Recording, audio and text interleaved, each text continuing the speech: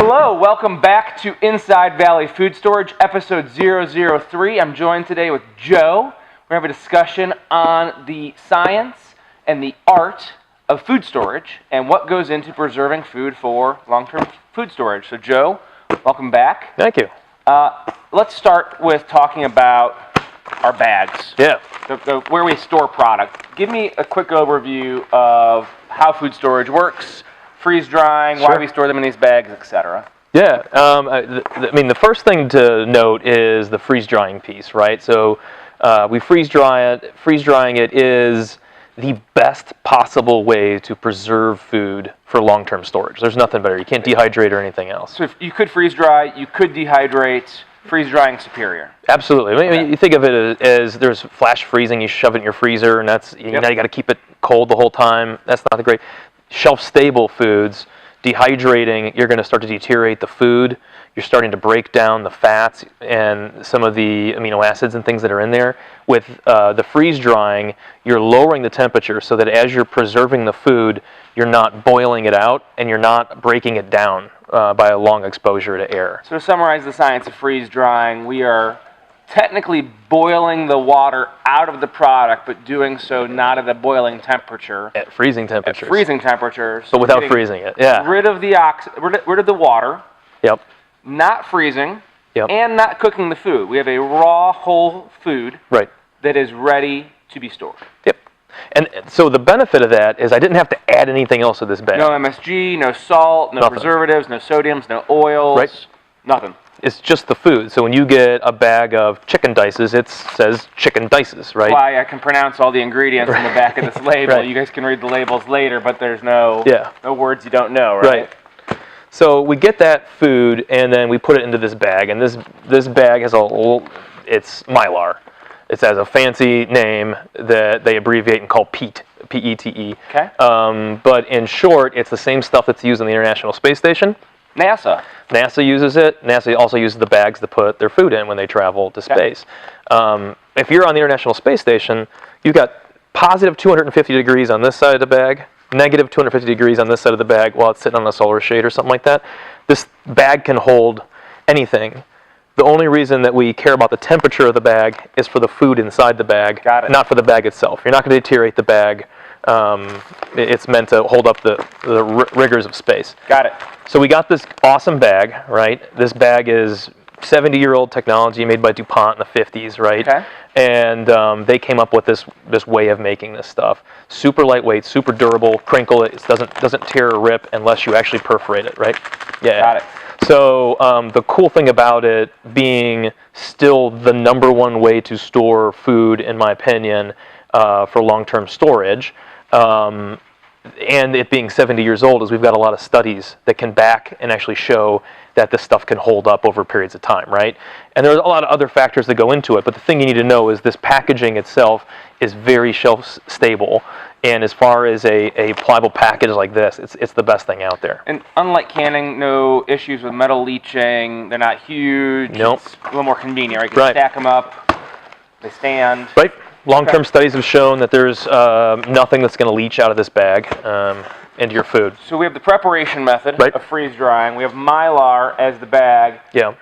Oxygen is an issue. Talk to me about how we handle oxygen. Yeah, I mean, oxygen is the number one enemy that we have to long-term food storage. So if you left our food out in a container on your table, it might last 5 days before it really starts to deteriorate and go bad, right? When I open this bag, it can be good for anywhere from 10 to 15 days. I've now doubled the life of the opened bag time frame. If what's great about these versus a can or something like that is I have a little bit of food left in here. I'm finished. I can actually roll it up. Okay. Ziplock the bag, right? Lock the bag up here. I've now evacuated all the additional oxygen out there and reduced the amount that's in there. Doesn't mean it doesn't have oxygen in contact, but I can take it from a 10-day open lifespan to a 15-day open lifespan.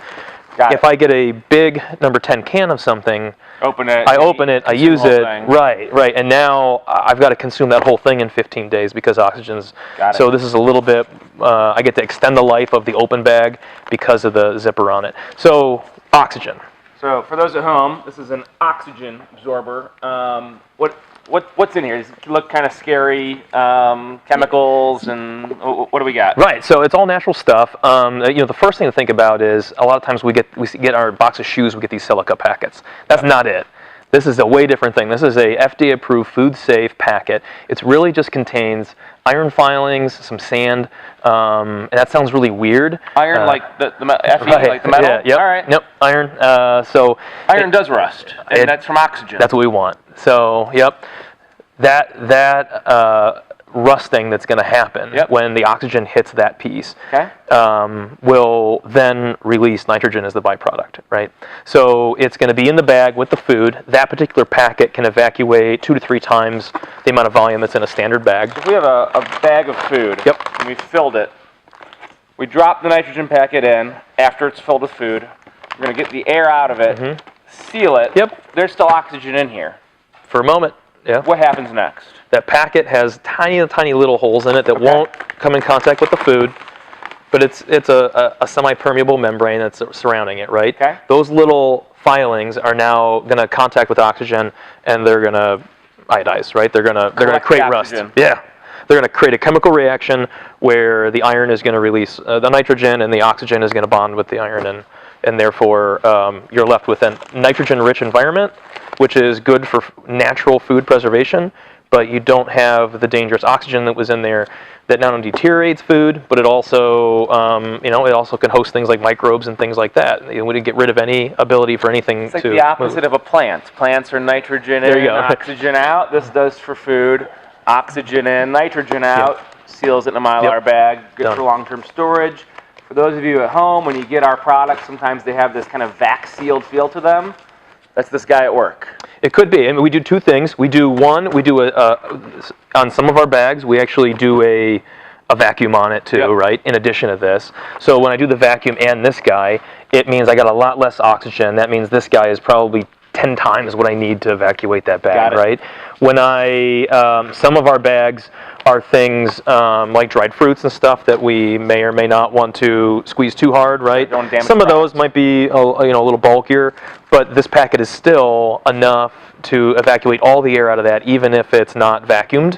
And remember, the stuff that's left in there isn't air. The stuff that's left in there is nitrogen, and it's there to protect your food. High quality product, minimally processed through the freeze drying process, no additives, Mylar, turning oxygen into nitrogen, shelf stable, and the best estimates are that this would last you 25 years. 25 years, yeah.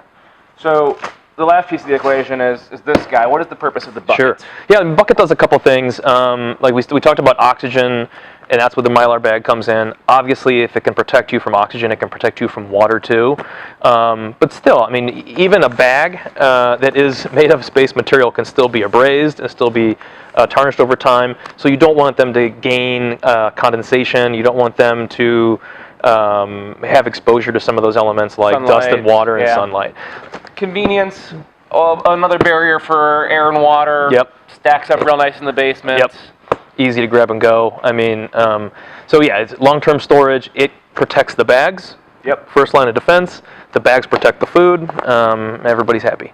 Awesome. Joe, thank you for joining us. We'll have you back on future episodes for more information on food storage. For those of you at home, I hope it was a educational process. If you have any questions at all, contact the customer support team. They'd be happy to talk to you about the product, about the storage process, and about what we're doing to help make sure your investments in long-term food storage lasts as long as you need it.